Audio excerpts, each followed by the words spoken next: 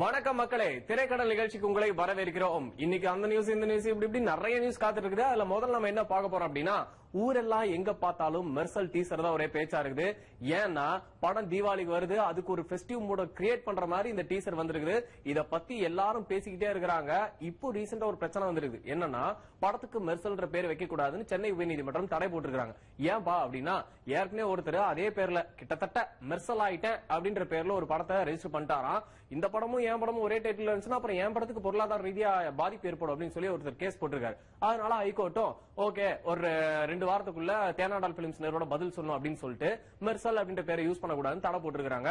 இப்படி ஒரு பக்கம் பிரச்சனை போயிட்டு இருந்தாலும் மெர்சலை பத்தி விஜய் ரசிகர்கள் பயங்கர கொண்டாட்டமா சமூக வலைதளங்கள்ல ட்ரெண்டிங் ஆகிட்டு இருக்காங்க. அந்த டீசர்ல கதை இதுதானோ அப்படின்னு அவுட்லைன் தெரியற மாதிரி இருக்குது. அதாவது ஒரு அப்பா விஜய் கிராமத்துல இருக்காரு, அவருக்கு 2 பசங்க.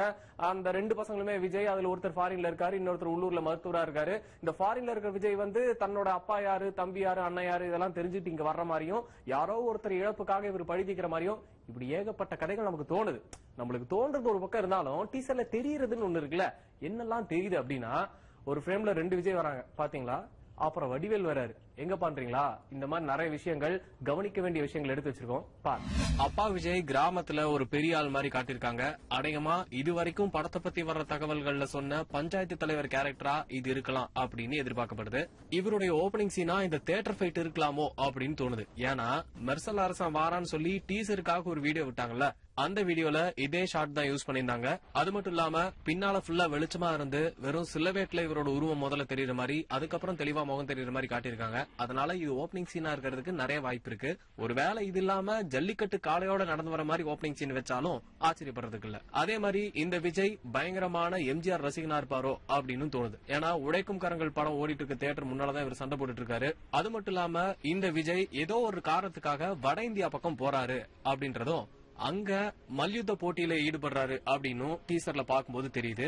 இந்த மல்யுத்த போட்டி நடக்கும்போது நீங்க கவனிக்க வேண்டிய ஒரு விஷயம் என்ன அப்படின்னா, தோ பின்னால் நிக்கிறாங்க பாருங்க நித்யா மேனன், இவங்க கைத்தட்டி ரசிச்சிட்டு இருக்காங்க. அவங்க பக்கத்துல நிக்கிறது கருணாகரன் மாதிரி தெரியுது. அப்புறமா அப்பா விஜய் கதாபாத்திரத்துல கவனிக்க வேண்டியது இன்னொன்னு என்ன அப்படின்னா, இந்த ஸ்டண்ட் சீன்ல ஒரே ஒரு ஃப்ரேம்ல பாத்தீங்கன்னா அவர் ஒருத்தரை வெட்டுறாரு. வெட்டும் போது விஜயோட கண்ணுல கண்ணீர் இருக்கு. இத பாக்கும்போது விஜய்க்கு நெருக்கமான யாரோ ஒருத்தர் இறந்து போறாங்கன்ற மாதிரி தோணுது. அது நித்யா மேனனா கூட இருக்கலாம். அந்த கோபத்திலையும் ஒரு வெறியிலையும் இவர் வெட்டி சாய்க்கிற மாதிரி இந்த காட்சி இருக்கலாம். இப்போ அப்பா விஜய் பத்தி நிறைய பாத்துட்டோம். அடுத்ததா படத்துல இன்னும் எத்தனை விஜய் அப்படிங்கும் போது இன்னும் 2 விஜய் இருப்பாங்கன்றதுக்கு சாலிடான ரீசன் இருக்கிற மாதிரி இந்த டீசர்ல காட்டியிருக்காங்க. ஒருத்தர் மெஜிஷியன், இன்னொருத்தர் மருத்துவர். இந்த மெஜிஷியன் விஜய் பாத்தீங்கன்னா ஒரு தீவிரமான பிளான் போடுறதுக்காக நிறைய போட்டோஸ் எல்லாம் கலெக்ட் பண்ணி வச்சுட்டு அதுக்கு முன்னால் நின்று யோசிச்சுட்டு இருக்கிற மாதிரி ஒரு ஷாட் வச்சிருக்காங்க. அது மட்டும் இல்லாம இந்த சீன்ல பாத்தீங்கன்னா இவர் கழுத்துல ஒரு சில்வர் டாலர் தொங்குது.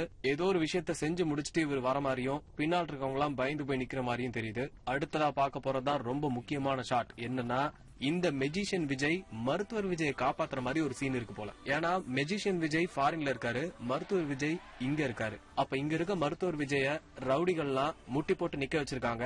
அந்த சீன்ல இந்த மெஜிஷியன் விஜய் என்ட்ரி ஆற மாதிரி இந்த ஷாட்ல தெரியுது. அதனால மொத்தம் 3 விஜய் அப்படின்றது உறுதி செய்யலாம். அதே மாதிரி மருத்துவர் விஜய் ஏர்போர்ட்ல நடந்து வரும்போதும் சரி வேஷ்டியோட தான் இருக்காரு.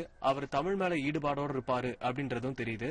அது மட்டும் இல்லாம இவர் நடந்து வந்துட்டு இருக்கும்போது பின்னால தள்ளி பாத்தீங்கன்னா வடிவேல் கோட் சூட் போட்டு நின்னுட்டு இருக்காரு. ஆனா இவ்வளவு காட்டப்பட்ட இந்த டீசர்ல எஸ்.ஜே. சூர்யா ஒரு ஃப்ரேம்லயுமே நம்ம கண்ணுல படல. அந்த அளவுக்கு சஸ்பென்ஸா இருக்கு போல எஸ்.ஜே. சூர்யாவோட ரோல்.